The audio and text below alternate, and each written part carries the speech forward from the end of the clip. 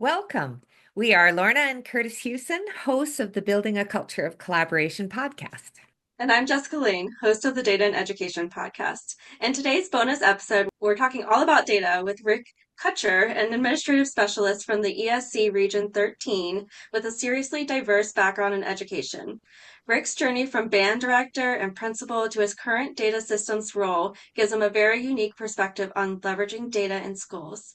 He even famously took a failing school to an A rating in under a year, largely by using data to drive incredible results. Let's go.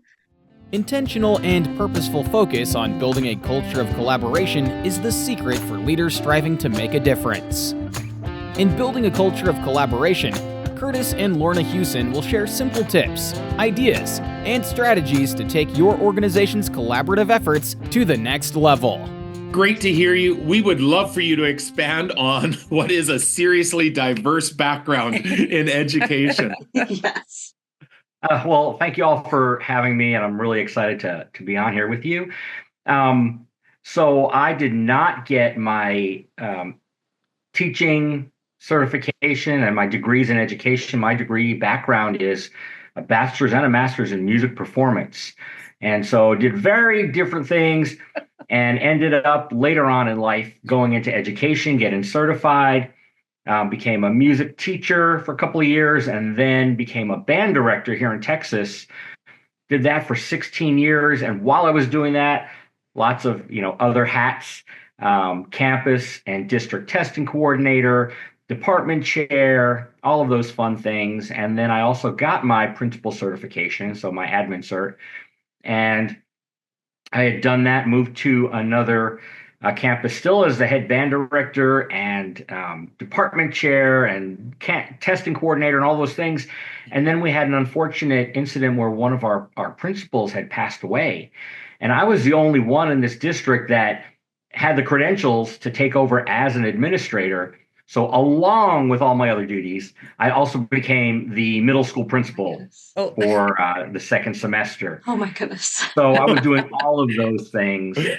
And then I moved over to another district where I took on the principal role, did that for 3 years before moving to what we have here in Texas. It's a ESC, Educational Service Center.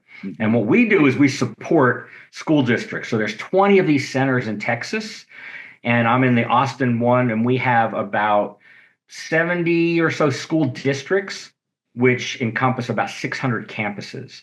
And we provide just about anything you can imagine within education. We do certifications for teachers and principals and superintendents, instructional coaching, MTSS, you name it, all sorts of things. We handle data, training, so you name it, we do it. I have two notes. First of all, I just have to let you know that we just had a conversation with Casey Watts, one of the other speakers for the summit. Love her. And she also started in music. Did you know that? I don't think I knew that about her. Yeah. No. And then also Lorna has a little bit of a background in music. Oh, wow. What did you do, Laura? I did a general diploma in college around music. And then my first teaching job, I did go into education after that, but my first teaching job I got because I taught music. Wow. Awesome. Yeah, so fun. All right. And then I have a follow-up question. Because we have ESCs in Ohio as well, and I know that some states don't do it. I'm curious, in Canada, do you have anything similar to that? No, we don't. So Center? super fascinated by that structure. And they're all handled individually here. So we have an executive director. Each one has one. And they're all run slightly different, almost like an independent business. And we're between school districts and the education agency. So we kind of maneuver between the two. Okay. And we also have a ongoing debate that's been going on with these podcasts. When you say the word DATA, how do you say that? Numbers. There we go. That's helpful. So, yeah, I have not landed on a solid decision yet. You may hear me say data. You may hear me say data. Yeah. Okay, excellent. Yes. face. We decided that somewhere there's going to be a college fraternity listening to this podcast series accidentally and create a drinking game that comes out of, did they say data or did they say data? And I do not have a good answer for that. And I guess it just depends on where my brain is at that fraction of a second. So if there is a fraternity that has taken this on, reach out. We'd love to know how that's going for you. I want to join. So when it comes to the use of data, Rick, was this always something that you were interested in? Were you a fan of the utilization, or was it something that you came towards? And I'd assume when you talk about that failing school to an A, I can't imagine anyone doing that without some element of data coming into play. Well, it's interesting because, my instructional background is really all in music and band.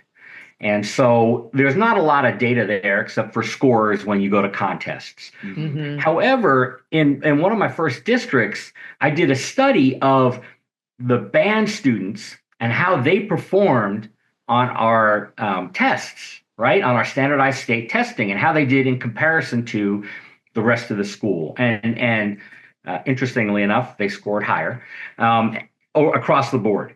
So I had this whole spreadsheet and numbers and formulas. I mean, I always love spreadsheets, and that's just been something that I have fun with and I play with. But I really didn't do much data, and I didn't know much about our accountability system, which is how our schools and districts are graded and scored and everything. But once I got to the principal role, my first year was really just kind of getting my feet wet. I came in as a principal and not an assistant principal, had not done anything except that, short stint at the other district. And so I was just learning the ropes. And at the end of our first year, those scores were abysmal. They were failing scores. And I panicked and went, oh no, what do we do? So the next year, we just started looking at numbers, and I had not used any of the stuff, the platforms, the numbers, the reports that were there.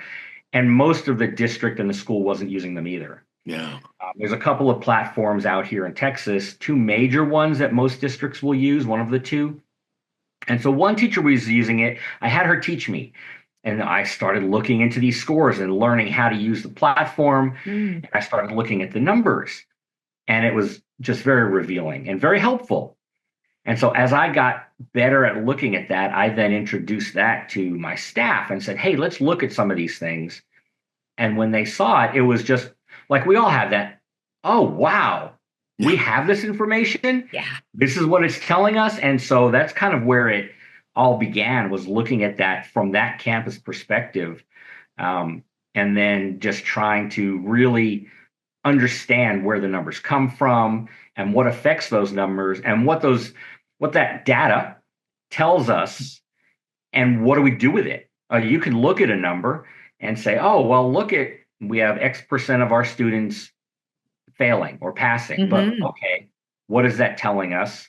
What do we do with it? What do we do with the things that we don't see? What is it not telling us? Mm-hmm. Yeah, I'm going to go back to what you're talking about in terms of showing your staff how to use that platform. And I think you're highlighting a really big barrier when it comes to professional development when using these platforms. And I think part of it comes from the fact that oftentimes we have like a one-off training where they're teaching us how to use it, but if we don't have that follow-up where we're actually getting trained while using our own data in the ways that we can, pull value from it. And so it's very, very disjointed, to use. That's going to be my word of this bonus series, disjointed.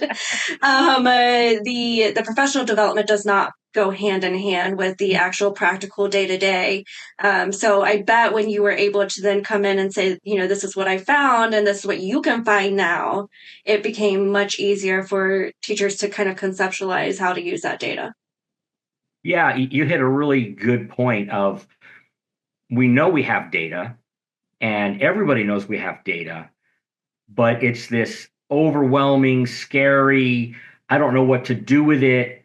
Because of that professional development and the training, shameless plug, I did a TEDx talk. I don't know if I put this in my bio or anything, but it was data is a superpower in education, and really talking about looking at the big picture. But then because that's so overwhelming, how do you just take a slice of it and go, let's just look at this little piece? And I think we're missing that in terms of the PD and training our staff and our people. And really that all gets back to the bigger picture of a data culture, right? Mm-hmm. How do we not just say, hey guys, let's look at data? Yeah. That's so vague and so underwhelming, but still overwhelming at the same time. Because if you're not used to it, it's I can't do this is what we get, the reaction. And I'm sure you've all experienced that too. So how do you build that data culture to really bring everybody in and go, it's just some things that's information. It's just information. Like when you go to the doctor and they take your blood pressure and it's high, here's your data. Now what do we do about it? Yeah. And you know, great example. And Rick, you've mentioned this a couple times, that critical question of, okay, but what are we going to do? What's our follow-up next step, which is so critical. I also really like what you're talking about as that data culture. And I know sometimes it can be a little bit overwhelming as leaders to get into that data, knowing that there's going to be hard conversations likely that are going to come from it. So to get into everyone just look at your data, and I'd like for you to come ready with what we should do. No, that's got to be done together. Absolutely. Yeah. And I also want to make note here, because that's what you're presenting on when it comes to the summit. So I want to do a very quick plug that you are presenting on the second day at 1 p.m. Eastern. So those of you that are in those different time zones, you'll have to do a little switch up. But I'd love to hear a little bit more about what you're presenting on. I know it says building a data-driven future, cultivating a robust data culture in school. So tell us a little bit about that. We'll be right back to continue this episode. Looking for practical strategies to use data effectively? Imagine classrooms where learning is personalized, student success is driven by insights, and school culture thrives on informed decisions. Join us for Data in Education, a virtual summit on June 10th and 11th.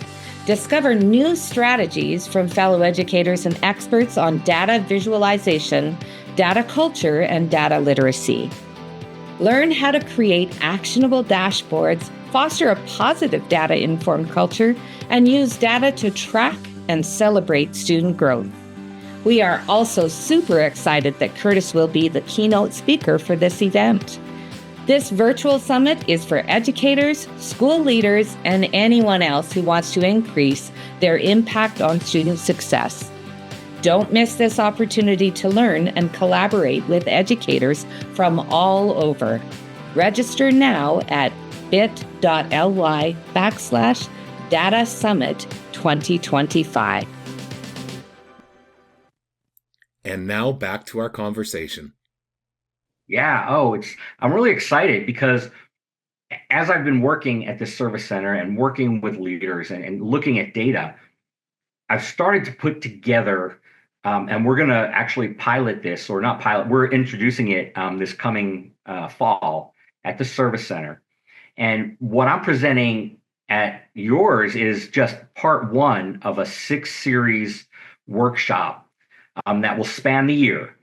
And so a district can sign up, and it's really laying out the entire process of how do we start this in a district, right? First thing is you have to have your leadership, and you have to build your team. So it would, and a lot of it is customizable, right? So if you're in a district, it would be your superintendent, some of your central office leaders, campus leaders, and then anybody else that would be crucial to this.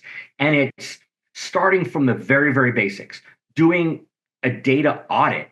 What do we have? What are we looking at? When is it pulled? Who has access? Who doesn't have access? How easy is it to read? Like the very, very basics of auditing what is going on. And so this first part has like 5 steps to it, and it's just really putting everything together.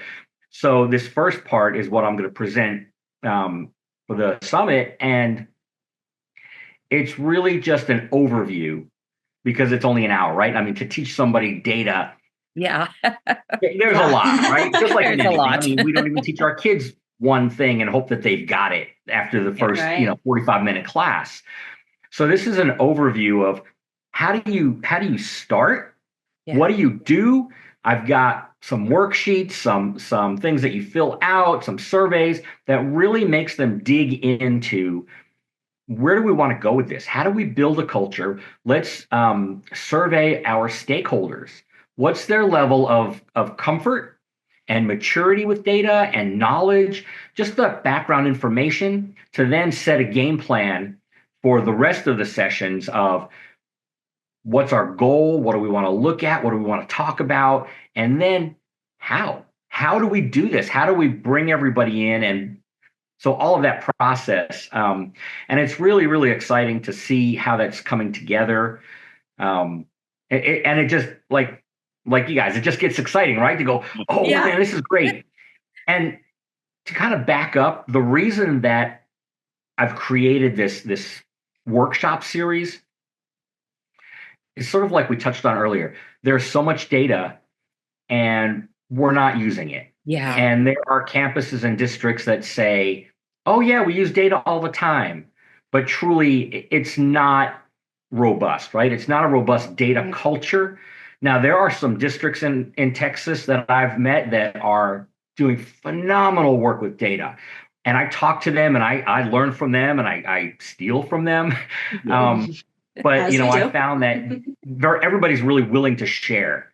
And when they've got some great dashboards and cultures and all those things that go along with it, it's great to see that that's happening, but I don't see that happening across the board. And I thought we really need to put something together that we can bring in districts and help them and teach them and train them so that they can use this so that the ultimate, our ROI is student success, right? That's our bottom line in education. Yeah. And so if we're not using it, it's not doing us any good. Absolutely. Rick, when we first had some conversations with Jessica about the genesis of what if we did a shared podcast set of episodes in relation to this data summit, the intrigue for us was we focus on building a culture of collaboration and how people work together and how do we create really robust teams in schools so that nobody is feeling like they're engaging in this work on their own.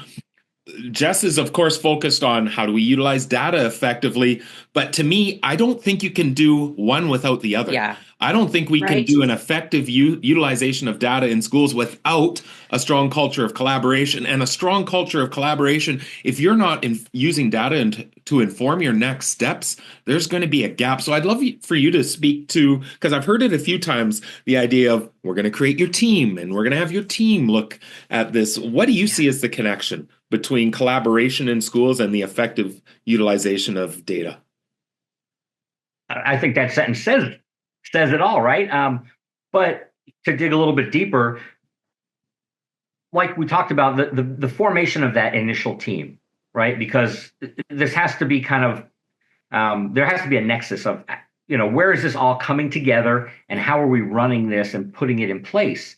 And so when you get the buy-in from your leadership, we hope that in school districts, we've built these relationships, right? Across the board, right? From our superintendents all the way down, even to teachers, so that now when we introduce this, so as that core team now goes out to their campuses, they've gone through session 1, 2, 3, whatever it is. Now, as a principal, I've built relationships with my staff. So now I have to have those conversations. And Jessica, like you said, the PD is so important and is a missing step. But when we bring in our staff and we've built those relationships and we're talking about the collaboration, because the collaboration can happen in the hall, it can happen in in our meetings, in our team meetings. And so we have to be able to, like you said, tie that all together, because if we're not talking the same language, if we're not collaborating, then we're just doing our own thing. We're really siloed. And this is not a siloed, this should not be a siloed industry. At times it becomes that because sometimes we don't want to share, right? Oh, I've got this great thing, and well, why not share? It's great. I learned a lot from being in the band business. They have Texas Music Educators Association, and they have a big conference once a year, and it is huge. People from all over the country and outside of the country come to this, but the sharing is huge, and so they give all these clinics on, here's something that I do with my trumpet players. And so you take that, right? They're sharing out, and then you can get in touch with any of these educators, and they are more than willing to share. And I sometimes don't see that as much, right? Like in our core curriculum, everybody wants to hang on to stuff that's like proprietary. This is mine. I developed it. It's great. Let's share that. Let's collaborate. Let's have, because if it's working, why would it not work for me? Yeah, and so I'm curious. Collaboration, putting it all together as we build is crucial. Yeah, I'm curious to me being one of the people that loves all things psychology, which we discussed also in our last podcast. I'm curious about the root cause of that. Like, I'm wondering if you were to dig into that, what would be the reason? And my brain automatically goes to kind of like the wanting to prove yourself as a teacher and wanting to say, like, this is mine, I came up with this, and maybe the fact that we're not getting as much credit. And I wonder if there are some underlying root causes for wanting to hold on to things like that. Yeah, that's a great question. I am by far not versed in psychology in any way. I will tell you that right off the bat. For some reason, the fine arts world is very collaborative, and it may be because of the nature of what it is, right? So if you're a band student, you're collaborating with 50, 60, 100 other kids, and so even in the band teaching world, you have multiple band directors, and so you're having to share duties and really collaborate because a lot of it does cross over. I'm not sure in with like core content in ELA or math and things like that. I don't know, maybe there's just not as much collaboration, and so we just haven't developed that sense as innately as maybe we could. Yeah, I think sometimes when we talk about data, then there is an automatic response, which is fear or caution, or I'm not sure about where that's going to go. Or overwhelming. Yeah, that's right. Or judgment. Yeah, that's right. And would love to be able to talk a little bit about, where do you think those, like that caution, that fearful response to data actually comes from? I think it's just a lack of knowledge and clarity. What I found, one of the things, again, like in that TEDx talk that I did, I put up an image of this big spreadsheet. And when you look at it, you go, wow. But then I kind of parse it out, right? So I think it's this, again, going back to the PD part of this, is I'm not a numbers person, right? And that's where that overwhelm comes from. Like, look at all this stuff. It's all numbers, but I teach ELA. Like, I don't get it. And so I think it all ties together, right? I can repeat all of these different things. It's building relationships so that I, as an administrator, can come to you and say, hey, let's take a look at your results. Let's take a look at your last formative assessment. What is it telling us, right? And having that conversation in a very comfortable way, in a supportive way, so that you as a teacher and I as an administrator can say, don't get overwhelmed. Right? This is just information to help us with our So pedagogically, let's look at this. What can you do tomorrow to affect change for those students that weren't successful? And that's what it is. And most teachers will kind of know, oh, I know student A just didn't do really well on that test. Yeah. Great. But let's look at a little bit deeper. the information that we get. Okay, so student A didn't do well, but on what standard, on what skill, where are they lacking, and how many students, and which ones can we do some grouping? Can we do some tiered instruction? Can we do all the things that we know? But as a teacher in the classroom, we're not trained. We're not trained to look at this stuff, right? Our teacher programs don't go into those things. And so now all of a sudden you're a teacher, and now you have to look at spreadsheets and numbers and data that, on top of everything else. Right. But we have the data, right? So it's there. Everything is digital now. I mean, for the most part, your assessments are online. So a click of a button pulls up the report, and you can go, let's see, what do I need to do tomorrow? Oh, these 3 kids, they're missing that skill set. We can do a pull out. All these kids missed this question, and they got the same wrong answer. What's that telling me? So there's things we can look at that's not right. I didn't say anything about data in that. I just said these kids missed this question. What is that telling me? Yeah. I want to go back to you talking about, people saying like, I'm not a numbers person. And I think that is such a big part of that, that fear. Especially I was a high school math teacher. My background is in math. So, they always look at me and they're like, well, of course you get it.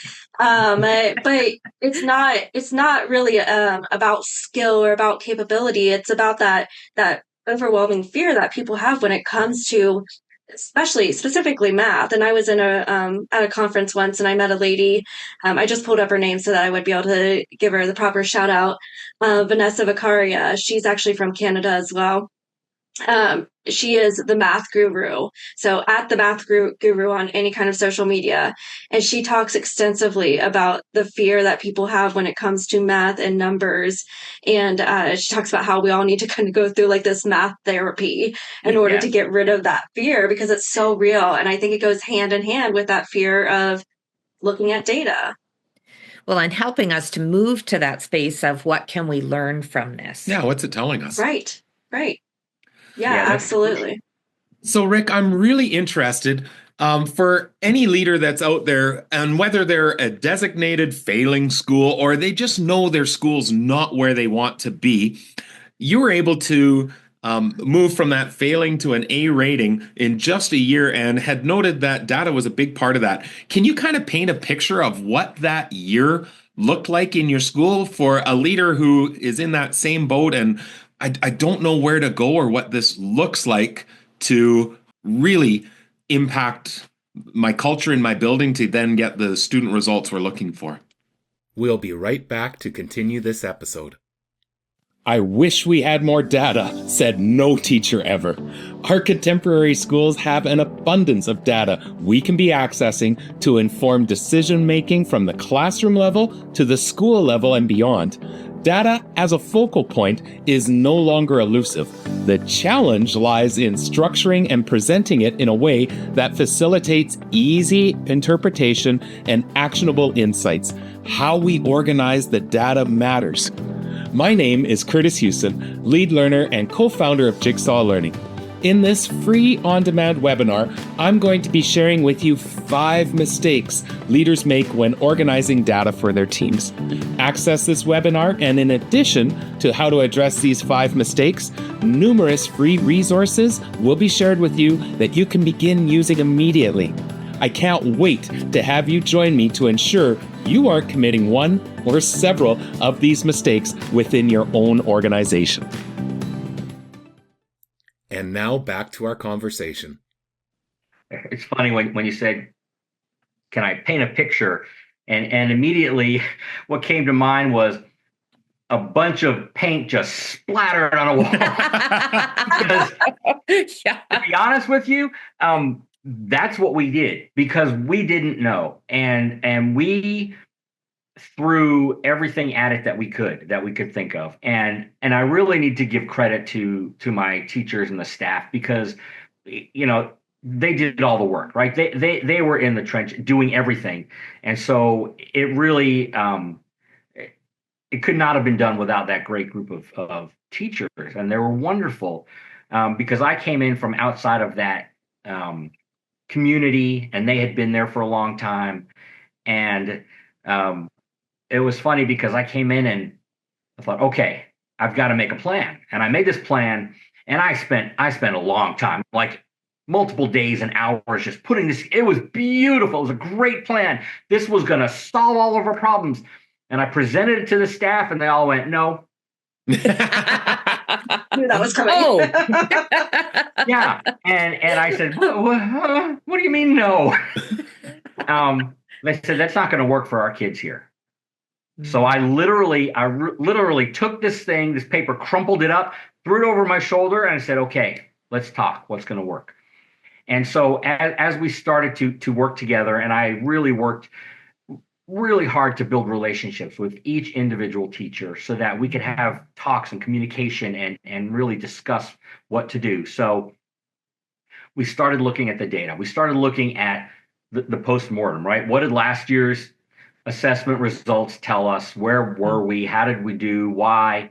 Those types of things. And then we started looking at, we started kind of going down into more and more specifics. And I will tell you, we did a lot of different things. But one thing that was really, really interesting to me, two things I'll say, that had not been done before. One is I met with every single student on this campus. And I looked at their scores, and I brought, let's say, Jessica came into my office, me and Jessica, and I said, let's look at your scores from last year, because everybody knows about this, the assessments and the standardized tests and all that. I said, last year, this is what you scored on your math. Mm-hmm. This year, if we want to raise you to the next level, do you know that's going to take about 3 questions? Every one of them went, what? Because really, at least in Texas, the number of questions to move the needle is not a lot, right? 30 to 50 questions, give or take, on an assessment. So a couple of questions, and they looked at me, they're like, really? I said, yeah. Can you do that? Jessica would be like, I can do that. Then I had on the side, I had a box of red sparkly pencils and a box of blue sparkly pencils. I picked them up. I said, which one do you want? They point to one. I'm like, here you go. Get out. And I did that with every single student. They had never done that. They never knew what their scores were. They just knew if they did well or not well. I mean, so that was talking data to the students. Yeah. Not saying the word data and all of those things. We're just saying, here's your score. This is what it's going to take to get you from point A to point B. Do you think you can do that? The other thing we did is we had student-led parent conferences. And we had the students talk about their scores with their parents. So the teachers facilitated it. And first we did a big dinner, right? In the cafeteria, they come in and we had this big spaghetti dinner or something. And so then they would all go to their classrooms and wait, and maybe have about 3 sets in the classroom. The teacher would facilitate walking around, but the student would sit with their parents. They already had it mapped out, right? This is the whole process. And they would say, so mom and dad, last year I got this, and this year, this is what I want to do because it's only going to take this. And the thing that I need from you, right? We had a scripted kind of thing. This is what I need help with from you. And this is what I'm willing to do to get that. And I tell you what, all of those things that we did, and there was much more, literally we jumped, to A ratings, which, was, I'm so proud of those kids and those teachers and all the work they did. We were on edge just waiting for those scores to come out, Yeah. Superintendent was calling me like every 3 minutes, starting at like 6:30 in the morning. First, do we have scores? And then after, they're probably like, what'd you do? What'd you do? What'd you do? Yeah. Yes. So here's the part that's critically important. And I know that there's going to be listeners, viewers that are watching this. I know, especially from a Canadian perspective, there's going to be that part of, oh my goodness, don't they know that the Texas assessment is not a great assessment? That's, you're so focused on scores, but what you're actually doing is you have to look bigger than just that. What you're doing is creating huge degrees of clarity and focus. You're then utilizing that data set, good or bad. Let's not debate the data set itself, but what are the individual goals that you're going to look at to improve? Like those are skill sets that go beyond just I moved the needle from a 7 overall rating to a 9, Right. to you've now got me to start looking at focus and clarity for my next steps. There's motivation that's happening. That would have been a really hard skill set to build and build upon over time without having a data set with us. And Absolutely. we found the same within our school too, when teachers would go, our kids are doing great. Yeah. Actually, no, our data says this, and no, that's a bad data set. No, it's still showing that there's some gaps. So what could we do with those gaps? And we started to build organizational skills that I don't think would have happened without a data set to start us. Yeah, it's all about trying to find the value. I mean, no matter what the data set, not data set, I'm just kidding. No matter what the data set is, you can pull some value.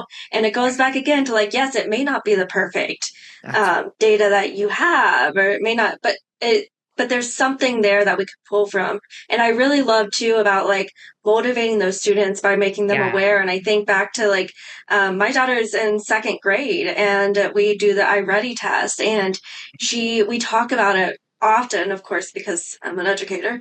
We talk about it often at home, and about like how I want to see how she's doing in school, and I want to see what she's learning, and putting that emphasis on like, show me that you're learning all these cool new things, and it gets her excited about it, and kind of takes away a little bit of that anxiety as well, where it's like, oh, this is just me showing what I know. And I mean, it's wild because we had a lot of emphasis on reading at the beginning of the school year, and her reading jumped up dramatically from fall to winter. And then her math didn't do so well. And we're like, okay, so let's look at math now. Let's see what we can do for math. And sure enough, her spring iReady scores in math went way up. It's like, it definitely has an impact on whether or not those students are motivated to show what they know and give you more accurate data so that you can make better decisions. Yes. So, we could debate the usefulness of standardized tests and the stress level and all of the things all the negative components to it. But we have to have some sort of measure. There has to be a measure in place so that I know that my 8th grade kid is learning the same math that your 8th grade kid is, and that, what's the relative, where are they in comparison to each other? And we know that kids learn differently and different speeds and all of those things. But we have to measure, right? We need to know that we're doing the right things. In Texas, at least, I guess it's across the country here in the U.S. that if you're taking money from the federal government in education, you have to give. You have to have 2 things. You have to have an accountability system of some sort, and you have to have standardized tests. I mean, you can't not do them, right? So, but then it's up to the states to determine, how that all works. But like you said, it's a data set. It's information that we can then use. So if somebody says, okay, the Texas assessment is no good, maybe it's not, but it is information. And we are using it across the state, and we are doing this statewide comparison of students and their scores and how they are progressing, right? And we're measuring it. It's measuring how they're doing on our state standards. And the standards there's different ones across the country, but they're relatively the same, right? There's Common Core. There's what we call the TEKS, Texas Essential Knowledge and Skills.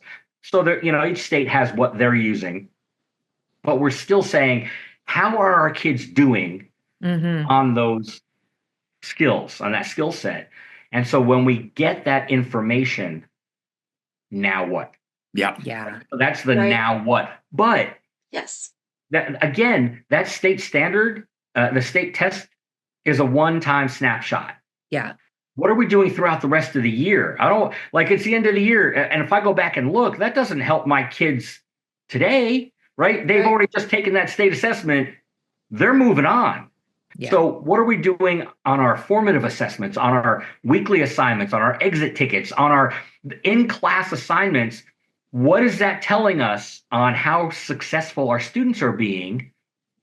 And how do I make it better? What do I do pedagogically tomorrow to improve the student success?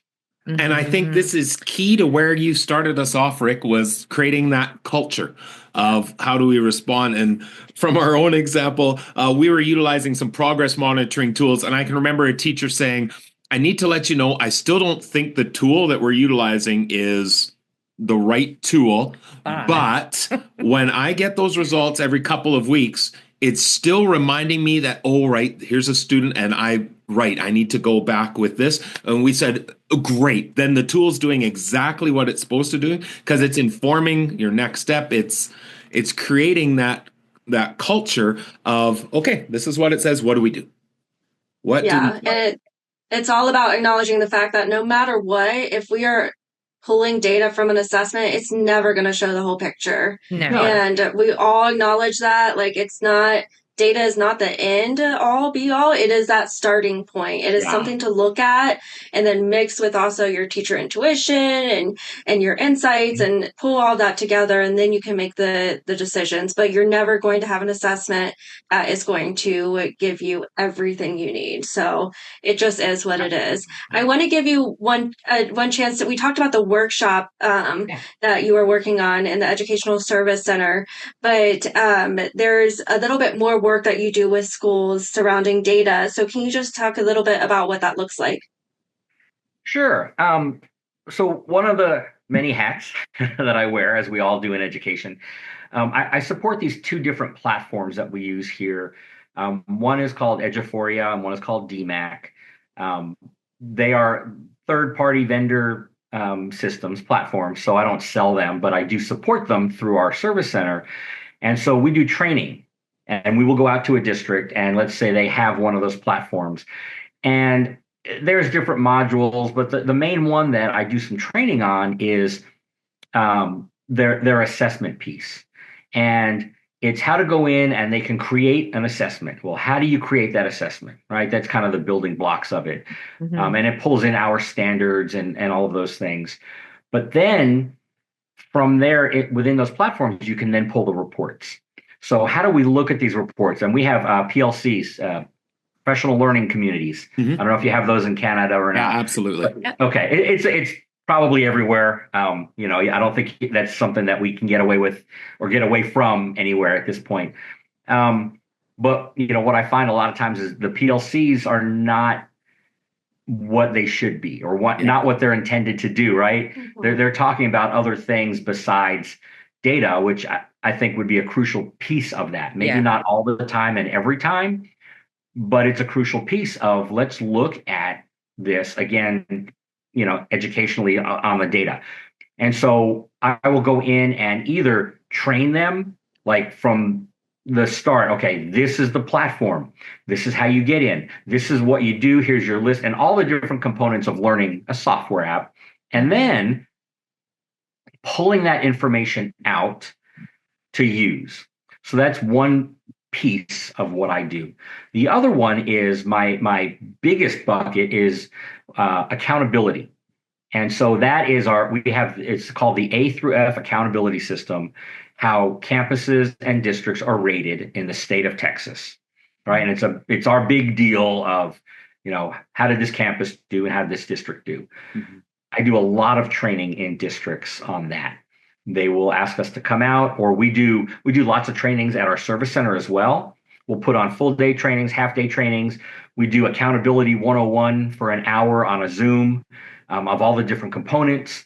And we're trying to show everybody, this is what the accountability system is. This is what it's measuring, and this is kind of how it's calculated. And they have I learned a new word while I've been working at the service center called psychometricians. I had never heard that.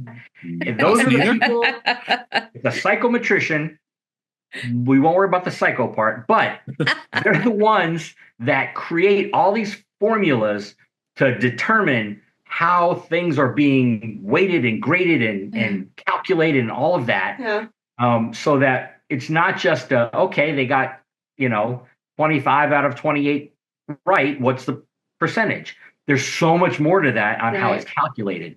Now, I don't know any of those things, but I will go into a district and work with superintendents through teachers on what the system does, how it's calculated, how it, the balance of, well, this part weighs this much, but this part weighs that much.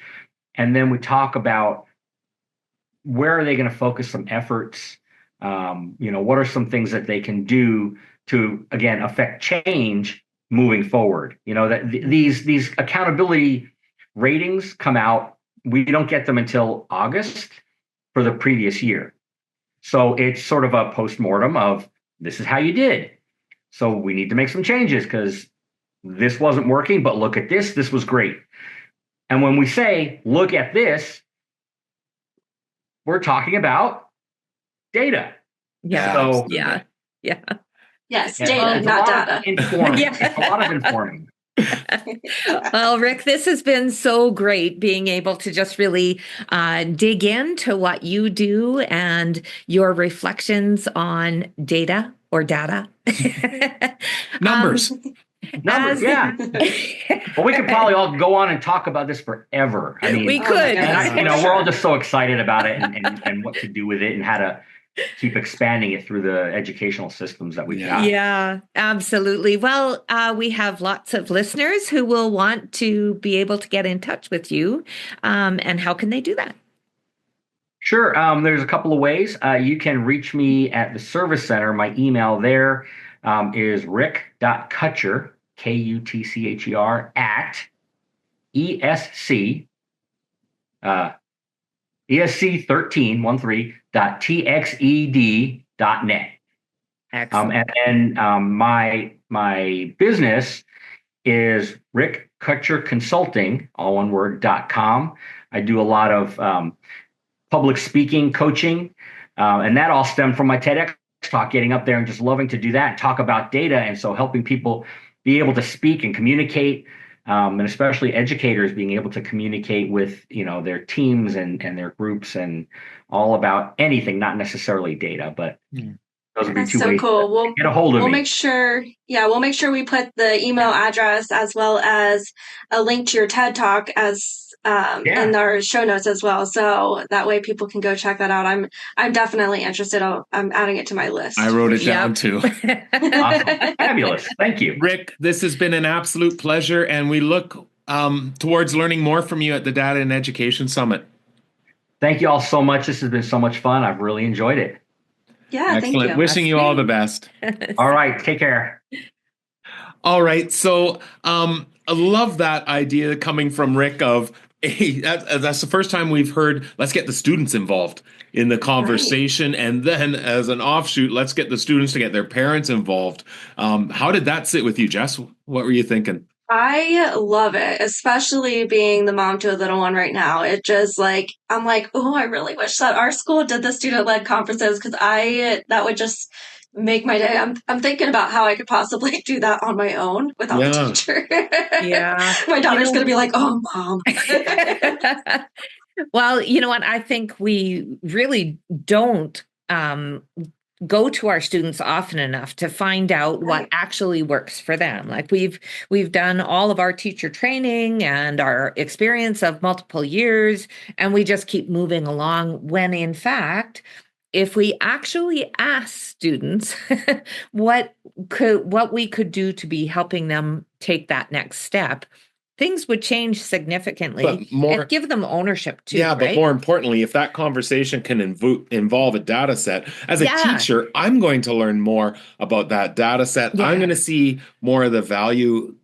To me, I think that was really critical. Well, and then I think another step from that, and a natural next step, is setting a goal then. If we're looking at data, we're reviewing data with students, and then to say, okay, so where do we go with this next? Yeah. And setting that goal with students as well. Yeah, absolutely. I have one teacher that I've worked with in the past that was so good at that and had the students keeping track of all the skills that they were working on and whether or not they had mastered them. And it was just beautiful. She kind of did it in like a video game setup. It was really neat to watch. They weren't playing the video games, but they were acting as if class was a video game, which is really just cool. gamifying it.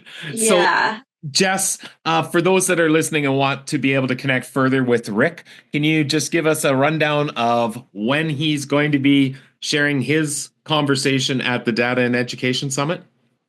Absolutely. So Rick's going to be presenting. Again, his title is Building a Data-Driven Future, Cultivating a Robust Data Culture in Schools. And he talked about how he was going to do the first of that workshop series, which sounded really neat. He talked about all of like the practical aspects, like the surveys and the checklists and everything that he's going to provide. So his presentation is going to be on our second day, June 11th at 1 p.m. Eastern Time. Excellent. So we encourage everyone, check that out, check the show notes to be able to sign up for your tickets. And yeah, we're excited for the next in our 7 Speakers in 7 Days bonus series. Yes, same. So we'll be seeing you again very soon, Jessica. Take care. See you soon. Bye-bye. Jigsaw Learning, founded by Kurtis and Lorna Hewson, is a team of educators who work with schools, districts, and educational leaders to establish collaborative response to ensure success for all students. Because every child deserves a team.